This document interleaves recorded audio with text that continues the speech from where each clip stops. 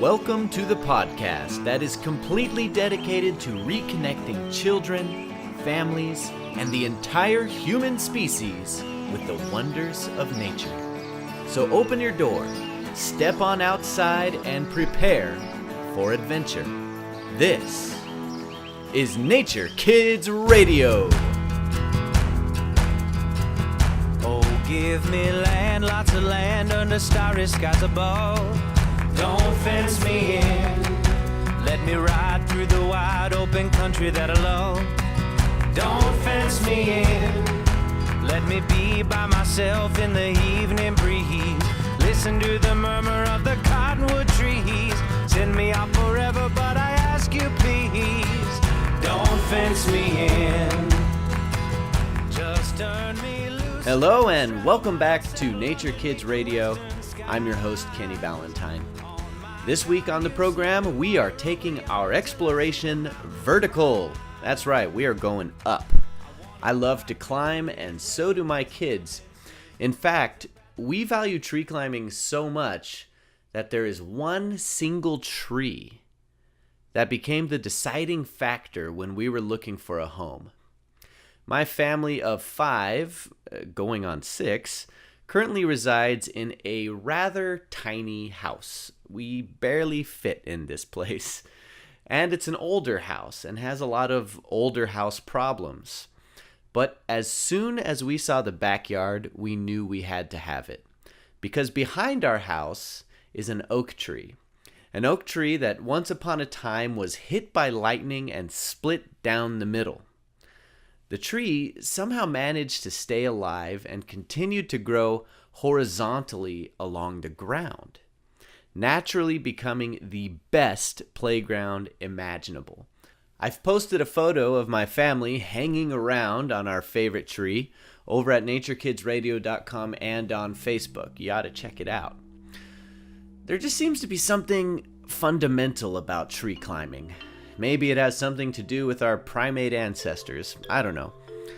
But my guest today takes tree climbing to a whole new level. His name is Sam Johnson, and he has a passion for using tree climbing to reconnect people with nature. My name's Sam, and I take people climbing trees for fun, recreational tree climbing. So we've done a guided climb here, and we are about 90 feet up.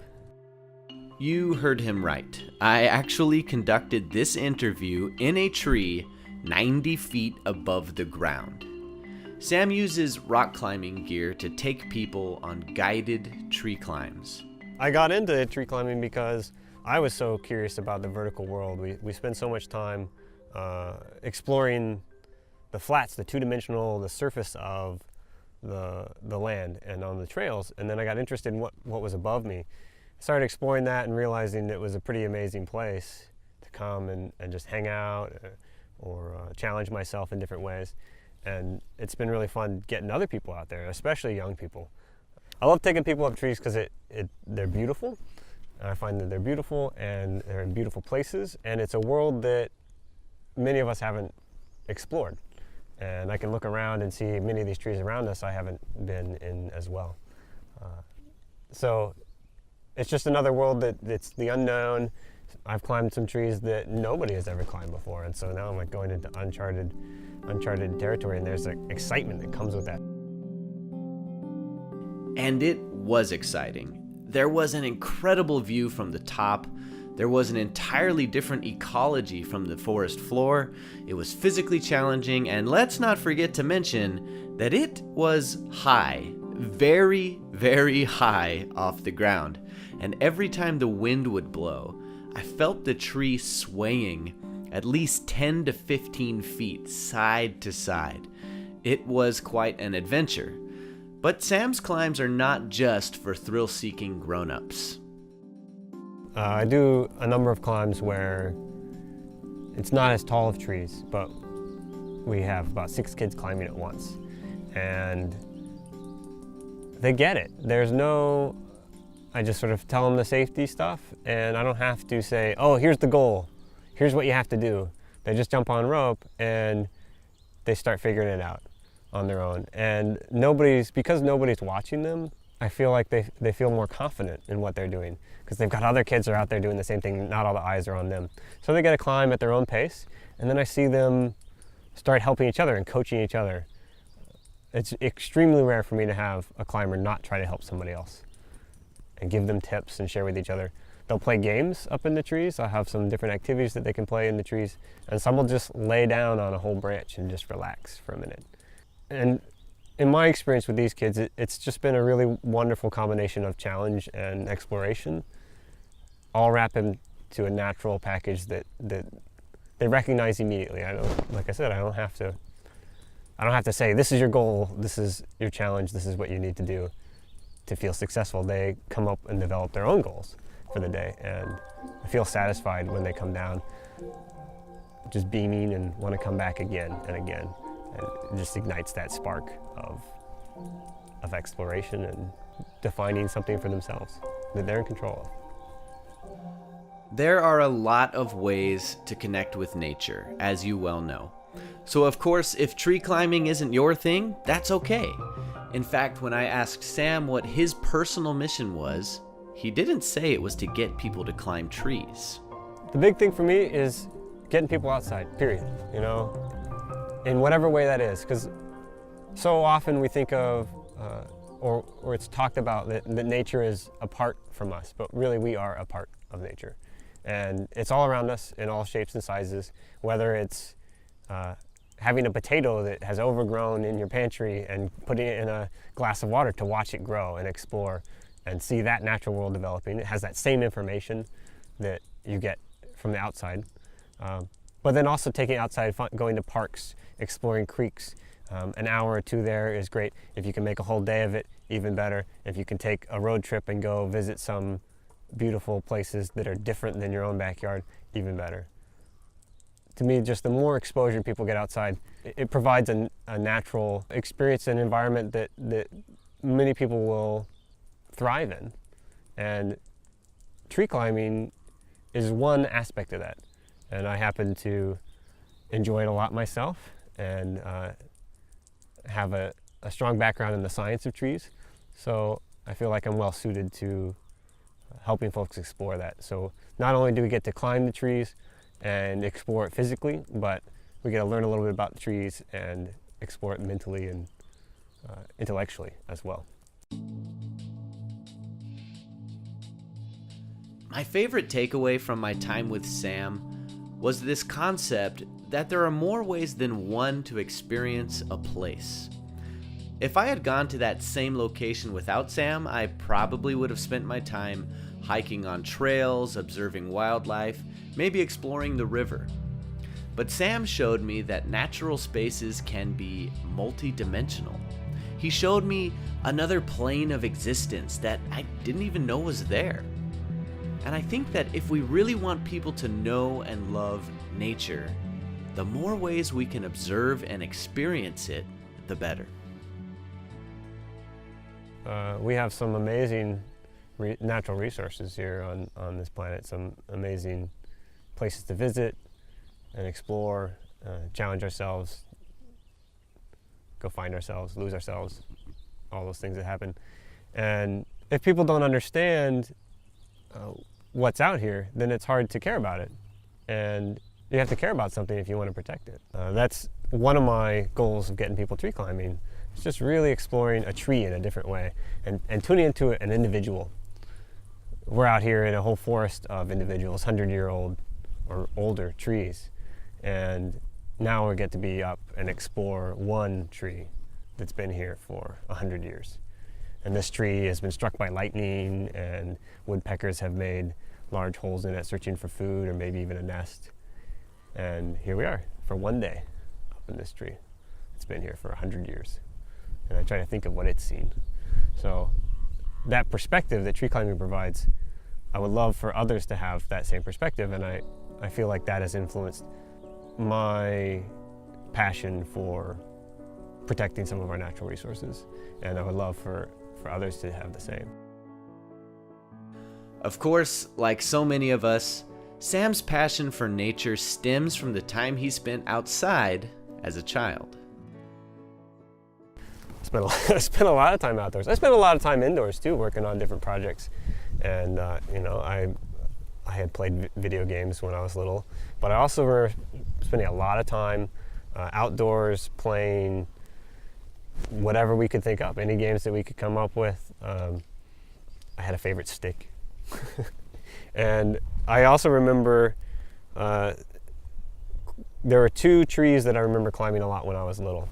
And looking back, I realized how much of an impact they had on me. One was a really large olive tree in my parents' backyard, like 25, 30 feet, very, very big, very old. And being a typical young man, we pretended it was a fire truck, especially one of those ones with the extension ladder, so I got to drive in the back. That was the best part.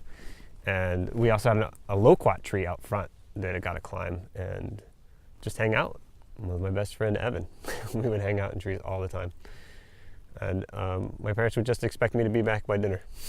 And I had a lot of freedom with that to go explore, get dirty, see what adventures I could find or would find me. What I really loved about my tree climb with Sam was how it made me feel. It was different from what I've experienced doing other outdoor sports. It was more freeing and fun and joyous. It was play. I think play is essential for all people, and especially for kids. I find that the play that happens outside is natural and unexpected and has a lot of uncontrolled elements. And when I see kids who have spent a lot of time indoors, sometimes it seems like it's difficult for them to challenge themselves in new ways. Or there's a lot of unknowns that come with the outdoors, and there's certain confidence that comes with exploring that. So I guess I see a lot of I wonder how typical my childhood was compared to other kids when I was growing up, because all I had was myself for reference, and how it factors into what kids are doing these days. But getting outside, I just see transformative experiences. Smiles and tears and laughter and all the human emotions that we have being outside. A host of natural challenges present itself outside and play. And you look at throughout the animal kingdom and how play is used for different animals and learning their life roles and exploring that with each other. Being outside provides a lot of those opportunities. Of course, in our time, the word play has come to have a very different meaning than it used to. I'm sure you know what I'm talking about. Technology. We can't avoid it, we use it every day. But we can do our best to keep balance in our lives. Technology is a tool, and it depends on how we use it. It can provide amazing connections to other people in the world, and we can use that to help preserve our natural places and understand them better and monitor them and be better stewards. And it can also distract us from those places. So I'm curious to see how that plays out in the future, and if we can develop some more tools that help us let technology become more integrated with our exploration of the natural world, but also have moments to avoid it. These ropes are very strong and very high tech, and they let us get up into these trees and explore them in a wonderful way.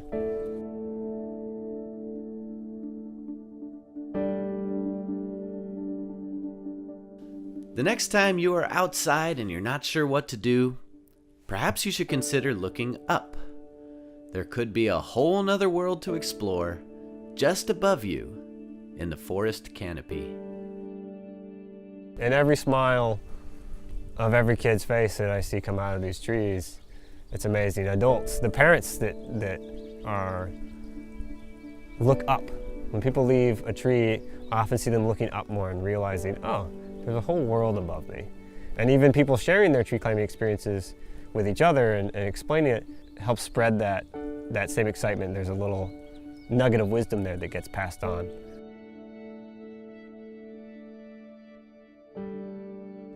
Special thanks to Sam Johnson for taking me to the top of his favorite tree.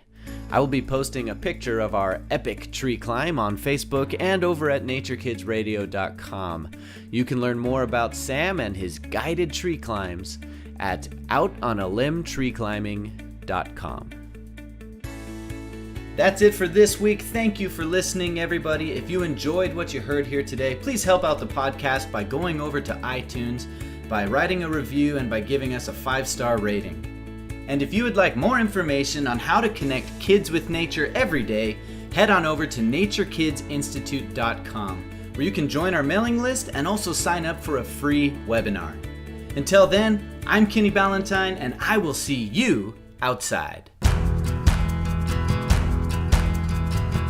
Oh, give me land, lots of land under starry skies above. Don't fence me in. Let me ride through the wide open country that I love. Don't fence me in. Let me be by myself in the evening breeze. Listen to the murmur of the cottonwood trees. Send me out forever, but I ask you please, don't fence me in. Just turn me loose, let me straddle my old saddle.